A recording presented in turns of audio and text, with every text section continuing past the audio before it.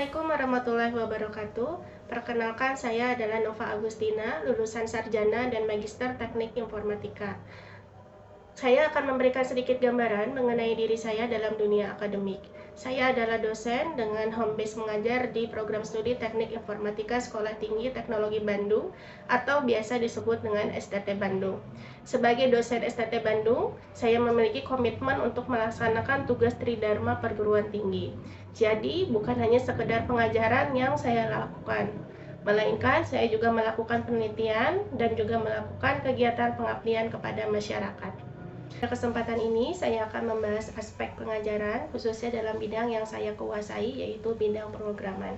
Salah satu mata kuliah yang saya ampu adalah pemrograman mobile. Mata kuliah ini memiliki bobot 3 SKS dan diajarkan pada semester ganjil, yaitu pada semester kelima. Fokus utama mata kuliah ini adalah membahas konsep dan teknik dasar dalam mengembangkan aplikasi mobile, khususnya Android. Pada mata kuliah ini mengeksplorasi penggunaan bahasa Java atau Kotlin, framework, dan juga alat-alat yang digunakan untuk membuat sebuah aplikasi berbasis Android. Selanjutnya, mahasiswa juga akan diajarkan bagaimana caranya mengimplementasikan Android dan yang terintegrasi dengan Google Firestore. Setelah menyelesaikan mata kuliah ini, mahasiswa diharapkan akan memiliki pemahaman yang kuat tentang pemrograman mobile dan mereka akan dapat merancang, mengembangkan, dan menguji aplikasi Android. Sehingga mahasiswa akan memiliki analisis yang kuat dalam bidang pemrograman mobile. Mahasiswa juga akan memahami pentingnya desain yang responsif dan juga integrasi data Android dengan Google Firestore.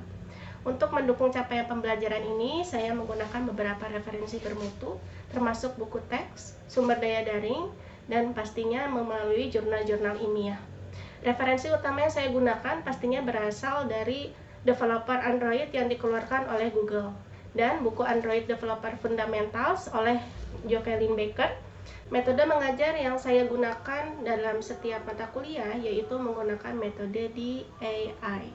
D adalah delivery, di mana saya menyampaikan pesan kepada mahasiswa dengan singkat dan jelas, di mana saya menyampaikan materi.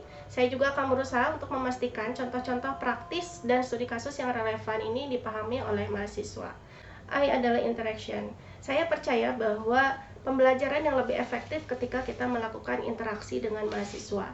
Saya akan sering mendiskusikan suatu hal dengan mahasiswa, baik itu tentang pembelajaran dan sehingga saya mengetahui pemikiran kritis mereka. Dan di sini mahasiswa juga akan melakukan, selain diskusi juga akan melakukan konsep-konsep yang lebih mendalam perihal pemrograman mobile. Selanjutnya adalah A adalah assessment. Assessment ini terbagi menjadi 5 kategori. Dari 5 kategori tersebut terbagi menjadi 30% untuk tugas, 10% untuk kuis, 20% untuk UTS, 25% untuk UAS, dan terakhir adalah 15% untuk presensi kehadiran.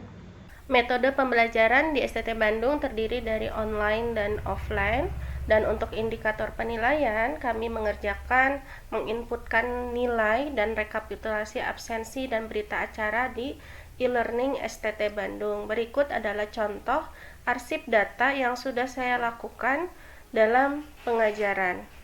Contoh yang saya akan buka adalah nilai, dan mahasiswa dapat melakukan cek langsung nilai di sistem dari mahasiswa seperti ini. Begitupun untuk pengerjaan tugas dan kuis terfasilitasi di dalam e-learning STT Bandung.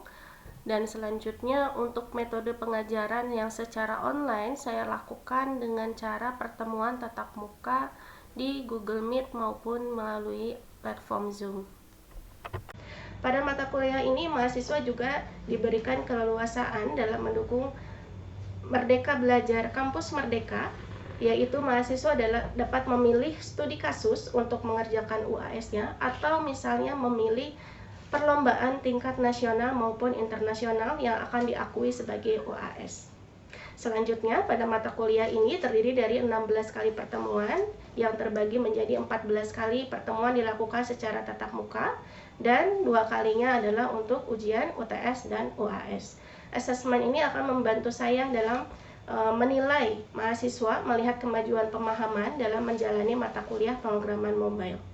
Untuk memberikan gambaran lebih jelas, berikut ini adalah contoh video pembelajaran pemrograman mobile 1 pada pertemuan kedua, yang dimana pada pertemuan ini membahas topik gambaran umum pembuatan program di Android natif dengan menggunakan tools Android Studio. Dan tujuan pembelajaran utamanya adalah mahasiswa dapat memahami activity pada Android, selanjutnya mengetahui struktur project pada Android Studio, dan terakhir mahasiswa berhasil mengimplementasikan project pertama di Android, yaitu ke handphonenya masing-masing, dan melakukan build APK. Video berikut adalah salah satu sumber pembelajaran online yang dilakukan, dan saya selalu memastikan materi tersebut mudah dipahami dan bermanfaat bagi mahasiswa.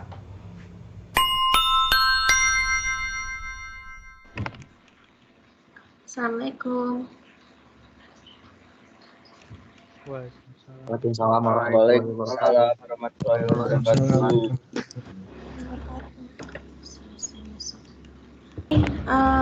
Kita mulai pertemuan kedua kita di minggu ini.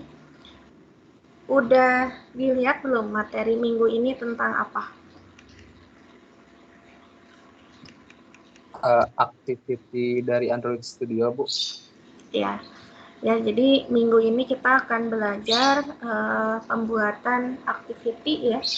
Bukan pembuatan ya, belajar untuk mengetahui struktur dari aktivitas di Android ya. Nah, ini kontrak kuliah kita. Nah, diharapkan kalian mampu memahami activity pada Android dan juga struktur project dari Android Studio, dan terakhir adalah kita melakukan running project pertama ini di Android Studio dan melakukan build APKs gitu ya. Oke, jadi activity ini bahasa Indonesianya adalah sebuah aktivitas. Nah, kalau di Android native, apapun itu adalah sebuah aktivitas. Nah, mungkin kalian kalau yang udah belajar Flutter gitu ya, baca-baca, Flutter itu bilang bahwa everything is widget. Nah, kalau di native, everything is activity. Itu. Jadi, ibaratkan kalau kalian pada saat membuka program aplikasi gitu ya, di ya apapun itu, WhatsApp, Shopee misalnya ya, apapun menu yang kalian buka atau halaman yang kalian buka, itu adalah sebuah runutan dari sebuah aktivitas. Gitu. Jadi di Android, walaupun nanti kalian misalnya pakai framework, pakai apa gitu ya, nah setiap halaman-halaman yang kalian buka itu adalah sebuah aktivitas. Nah, walaupun misalnya di frameworknya misalnya everything is widget gitu ya, tapi kan saat running program, nah semuanya kan dibentuk mengikuti struktur dari native. Activity ini pasti banyak di dalam satu aplikasi, apalagi kalau aplikasinya besar, kecuali aplikasinya cuma buat read data doang gitu ya, nggak ada apa-apa. Nah, kumpulan aktivitas tersebut, kumpulan activity ini, nah ini disebut dengan sebuah task atau runutan tugas. Contoh tumpukannya seperti apa? Kalian harus paham tumpukan dari activity di Android. Kenapa? Karena nanti banyak kejadian nih kemarin, Bu, saya tuh bikin login, katanya sessionnya udah kebaca, tapi kalau saya back itu malah balik lagi ke halaman login. Harusnya kan kalau udah login nggak kayak gitu. Nah, berarti ada yang salah dalam menyusun tumpukan kalian ya pada saat membuat activity. Nah, activity juga bahkan bisa memulai activity yang ada di aplikasi yang lain tanpa kita membuka home dari aplikasi tersebut. Ada yang tahu contohnya seperti apa? Kayak buka link Zoom kan, Bu? Apa? Jadi tiba-tiba kayak buka link Zoom. Jadi kan di WhatsApp tuh ada ngirim Zoom, jadi tiba-tiba buka aplikasi Zoom gitu ya, Bu ya, contohnya. Nah, iya betul. Nah, contohnya seperti itu. Jadi, kita bisa memulai activity dari aplikasi A ke aplikasi B tanpa kita memerlukan sebuah melewati gitu ya home-nya dari aplikasi yang tertuju gitu. Nah, jadi meskipun mungkin activity ini dari aplikasi yang berbeda, ini Android ini akan mempertahankan pengalaman pengguna atau histori pengguna yang mulus dengan menjalankan kedua activity dalam task yang sama. Mungkin untuk kalian yang pakai handphone gitu ya, bisa dilihat mungkin di handphonenya di kiri bawah di home-nya. Nah, seperti ini. Jadi pada saat kita membuka aplikasi itu ya, terus kita berpindah aplikasi yang lain, mungkin di semua handphone Android akan ada di kiri bawah, ini adalah riwayat aktivitas kita. Ya, ini adalah riwayat aktivitas kita yang disimpan di dalam OS Android. Gitu. Nah, kita berpindah-pindah aplikasinya akan berjalan mulus ya, dari WhatsApp, bahkan ketika kita buka lagi WhatsApp-nya posisinya masih berada misalnya di grup chat-nya Mobile 1 Partnership gitu ya. Nah, Android berarti masih menyimpan aktivitas tersebut. Kalau misalnya kita berpindah ke aplikasi sebelumnya, terus ternyata balik laginya itu bukan ke terakhir yang kita tinggalkan ya, yang tinggalkan tadi kan contohnya ya lagi di grup chat gitu ya, tapi malah ke halaman homepage-nya dari WhatsApp. Nah, berarti ada kemungkinan Android ini kehilangan fokus atau kalian sudah lama nggak membuka aplikasi WhatsApp, udah lama nggak balik lagi gitu ya. Nah, biasanya Android ini akan mempertahankan sebuah aktivitas, kecuali kita hapus atau kita udah lama nggak buka aplikasi tersebut. Kan biasanya kalau misalnya RAM-nya ini sudah penuh, kan aplikasi yang lama sama Android ini kan dihapus, biasanya riwayat aktivitasnya. Makanya kalau kita buka lagi itu kembali ke home. Dan kita akan berpindah-pindah dengan ya enak gitu ya. Kita melihat, oh terakhir ada di sini, buka lagi, terakhir ada di sini. Nah, ini berarti kita OS dari Android masih menyimpan aktivitas-aktivitas yang kita lakukan. Nah, tumpukan aktivitas itu disebut dengan task. Ya, jadi task ini adalah kumpulan activity yang berinteraksi dengan pengguna saat melakukan task tertentu. Activity apapun itu, mau itu activity-nya berada di dalam satu aplikasi yang sama atau berbeda-beda aplikasi seperti yang tadi saya tunjukkan. Nah, activity tersebut diatur dalam tumpukan, istilahnya adalah backstack. Nah, dalam urutan membuka setiap aplikasi. Jadi, kalau saya jelasin, kalian mungkin bisa lihat di sini. Ketika saya membuka sebuah aplikasi, misalnya WhatsApp, jangan WhatsApp deh ya, WhatsApp sedikit aktivitinya. Shopee aja ya. Misalnya Shopee, saya membuka aplikasi Shopee. Di sini ada aktivitas pertama. Aktivitas pertama saya saat membuka Shopee adalah biasanya ke home-nya dari Shopee, dashboard-nya Shopee. Nah, ketika saya klik produk, nah produk tersebut masuk ke aktivitas yang kedua. Aktivitas kedua ini menjadi foreground-nya, berubah. Nanti walaupun ESA berpindah aplikasi gitu ya, tapi Android ini sebenarnya masih menyimpan posisi foreground-nya ini ada di mana gitu. Jadi bertanya boleh? Oh iya boleh.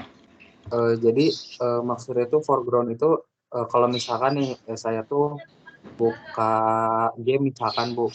Nah, saya tuh udah main gamenya setengah jalan gitu, udah jalan-jalan dan sebagainya.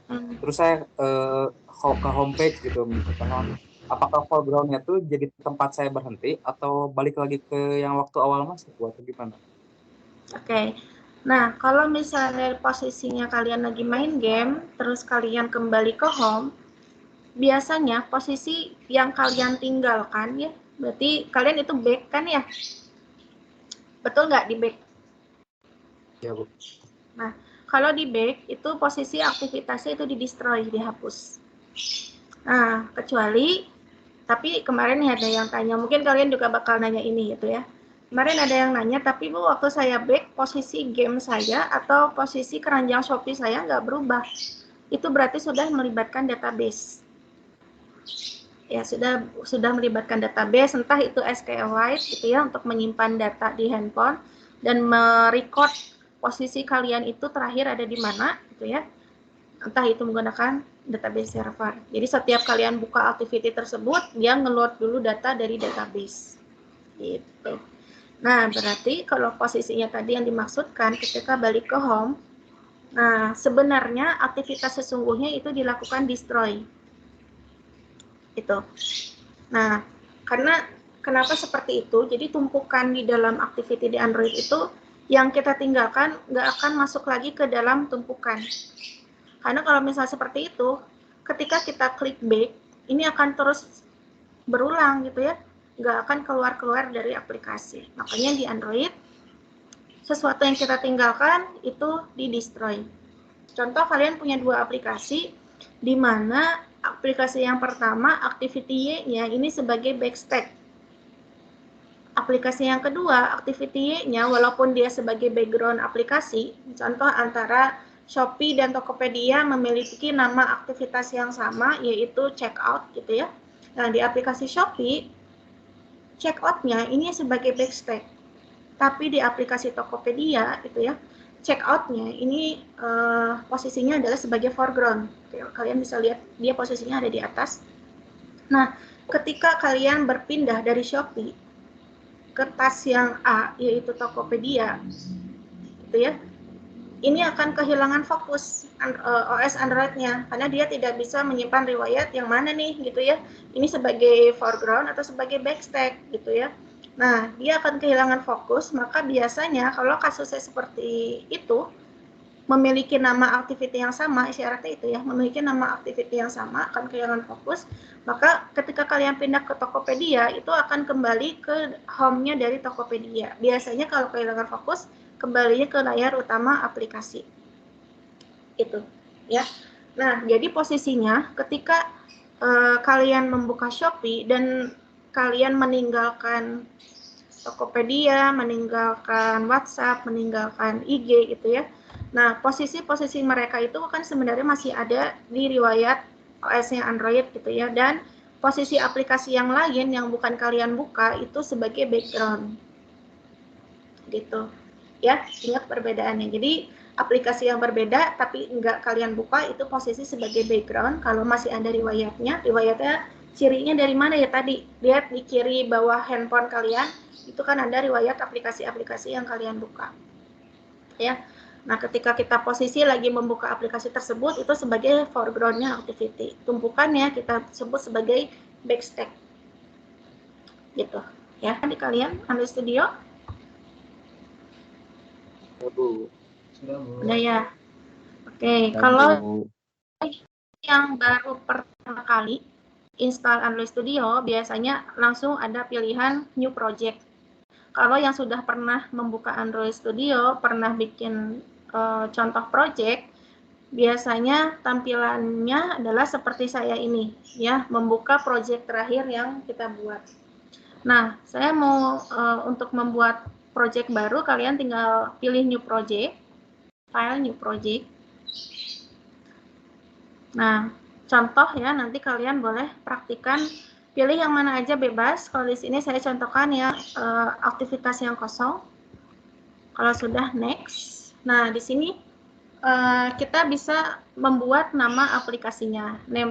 Name-nya misalnya latihan CID. Ini CID kan ya?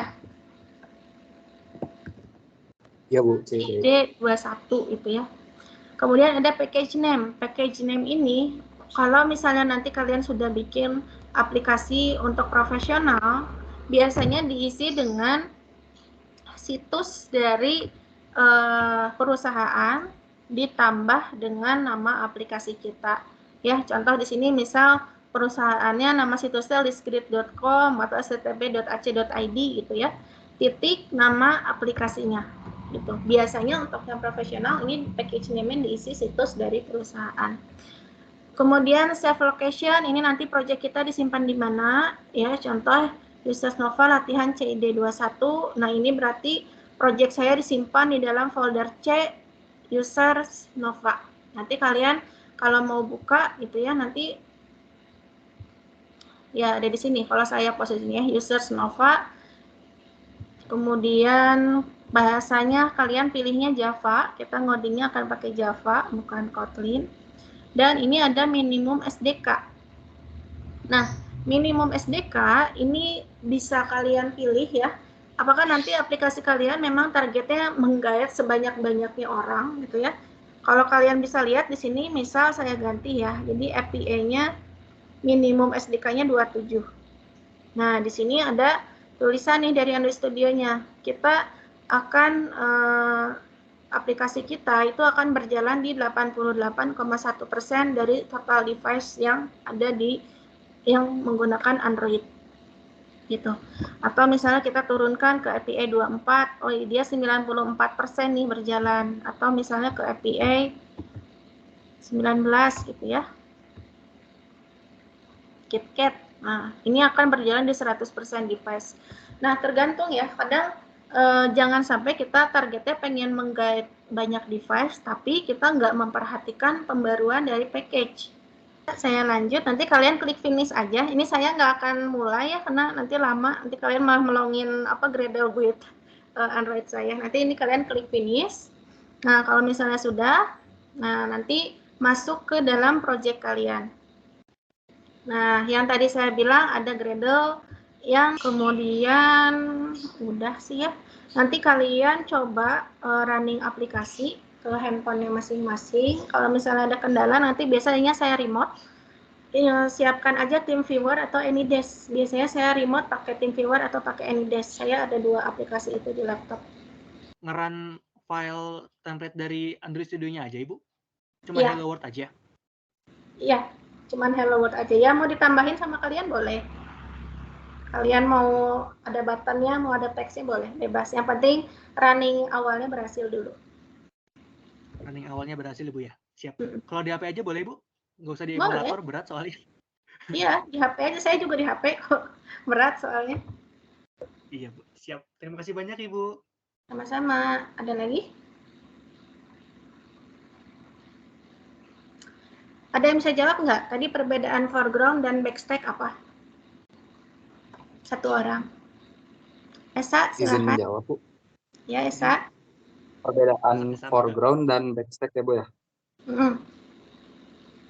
Kalau foreground itu, kalau yang saya tangkap, misalkan kita lagi menjalankan suatu aplikasi, misalkan di homepage, terus kalau tadi Shopee ke tempat keranjang belanja, itu teh aktivitas yang lagi kita gunakan gitu Bu untuk foreground itu. Kalau untuk backstack itu aktiviti sebelumnya atau tumpukan aktiviti sebelumnya yang udah kita lewatin gitu, yang disimpan dalam keadaan siap mungkin sama itu mungkin Bu. Oke, betul ya. Jadi foreground itu adalah aplikasi yang kita terakhir buka. Nah, backstack itu adalah tumpukan-tumpukannya ya pada saat kita mencapai ke posisi aktiviti yang kita buka tersebut. Yang kedua, ada yang tahu perbedaannya, nggak usah perbedaan deh ya. Yang tahu background ini contohnya seperti apa? Ini kan sudah tuh foreground, backstack, satu lagi background. Ada yang tahu? Ya, izin menjawab boleh, Bu? Ya. Kalau background sendiri yang saya pahami itu, jadi semisal kalau kita buka aplikasi WhatsApp ini, kemudian kita kembali ke home, maka history dari aplikasi WhatsApp itu masih ada tersedia di background, Ibu. Itu yang disebut background. Apakah seperti itu, Bu? Iya, betul ya. Betul ya. Jadi kalau perbedaannya itu ya, background, foreground, backstack, dan juga background. Kalau foreground ini adalah tadi ya posisi aktivitas terakhir kita yang paling atas gitu ya. Backstack itu adalah tumpukan-tumpukannya, dan background itu adalah ya aplikasi lain yang kita tinggalkan gitu ya. Itu yang kita tinggalkan berarti dia posisi sebagai background ya, dimana di masing-masing aplikasi ya memiliki tumpukannya masing-masing tadi. Satu lagi deh, ada yang tahu kapan tas akan kehilangan fokus?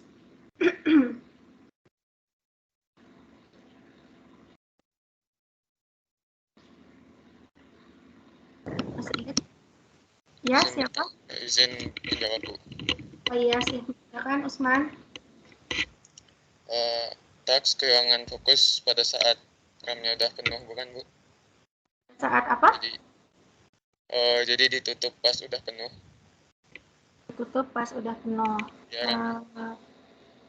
Ya, Bisa kehilangan fokus pada saat sudah ada pada saat ya memori kita sudah penuh. Ada lagi tambahan? Satu lagi? Selesai, Bu. Siapa ini?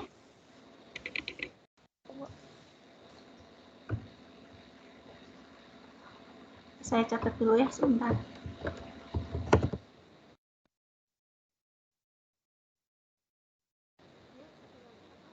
Lihat nggak?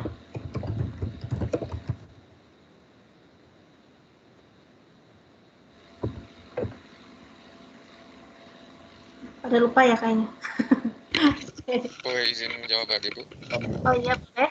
Usman? Oh, sebentar, tadi ada yang mau jawab, mungkin saya Oh, teks siapa saya. ya? Siti gitu? Maaf, sinyalnya Silahkan. agak lupa. Gimana Siti? Jadi tes itu akan kehilangan fokus ketika kita buka aplikasi, terus tiba-tiba kita buka aplikasi lagi yang lainnya. Ada lagi Siti? Ayo Siti sedikit lagi. Ya, jadi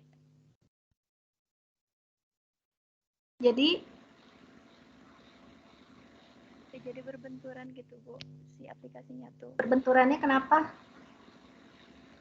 Ya, karena kita tiba-tiba buka aplikasi yang lain gitu, Bu, secara bersamaan. Secara bersamaan. Aduh, kurang tepat dikit lagi Siti. Oke, balik lagi ke Usman. Tadi mau menambahkan apa? Jadi kalau misalkan ada membuka aplikasi yang mirip gitu, Bu, nanti si apa namanya tuh teksnya bisa kayak terkecoh mungkin, Bu. Kalau dari saya itu ketangkep. Oke. Nah, Usman sama Siti dikit lagi nih sebenarnya bener. Ya, untuk posisi yang kedua adalah pada saat kedua aplikasi memiliki nama aktivitas yang sama. Ya, yang satu sebagai backstack, yang satu sebagai foreground di masing-masing aplikasi. Nah, itu Android akan kehilangan fokus gitu. Contoh nih kalian tadi ya di Shopee sama Tokopedia ada nama activity-nya adalah main activity misalnya ya. Terus di Tokopedia juga ada main activity. Itu kan nama activity-nya sama. Yang satu sebagai backstack, yang satu sebagai foreground. Nah, itu Android nanti akan kehilangan fokus gitu. Nah, activity-nya nama activity-nya adalah yang di sini. Yang tadi ada di Android Manifest yang tadi saya tunjukkan. Ini. Ya, contoh nih yang tadi ya, main activity, yang satu main activity juga gitu, tapi beda aplikasi gitu ya. Nah, itu berarti nanti Android akan kehilangan fokus ketika posisi tumpukannya ada di mana. Gitu. Ya, ini saya luruskan dari Siti dan Usman. Oke, ada yang mau bertanya sebelum saya tutup? Boleh. Ya, boleh. Kalau Android Studio bisa nge-run di emulator BlueStack gitu, Bu? Apakah bisa? Emulator BlueStack dulu saya pernah tapi lupa caranya gimana ya. Kalau sekarang itu emulatornya sudah ada bawaan, jadi nggak usah pakai BlueStack. Nah, tapi kalau misalnya nanti Asep nanti APK-nya mau diinstal di BlueStack itu bisa Asep. Jadi virtual device-nya memang pakai bawaan. Oh, jadi di-run-nya pakai emulator bawaan Android Studio-nya gitu? Iya, betul. Ya, makasih, Bu. Sama-sama. Untung Asep ingetin ya, saya mau lupa ngasih tahu. Nanti kalau ini sudah berhasil running, ya project kalian, nanti kalian buka project kalian. Contoh di sini saya latihan ke 1. Buka app, kemudian build, intermediates. Nah, nanti di sini yang sudah berhasil running ya, ini khusus yang udah berhasil running, akan ada folder APK di sini. Ya, akan ada folder APK dan di sana kalian tinggal buka aja, di dalamnya ada app debug, app strip debug.apk. Contoh kayak gini, app debug apk. Ya, nanti inilah Asep yang bisa Asep install nanti ke BlueStack. Atau mau di-share ke siapa, ke teman-teman Asep itu ya. Nah, ini. Nanti bisa kirim app debug apk ini. Gitu. Sisanya kalian lakukan praktikum, sisa jamnya. Semoga lancar ya. Kita ketemu lagi ya minggu depan. Yang mau ngerjain tugas boleh datang di hari Rabu. Saya ada standby di kampus sampai sore ya. Oke, ketemu lagi. Assalamualaikum semuanya. Saya tutup ya.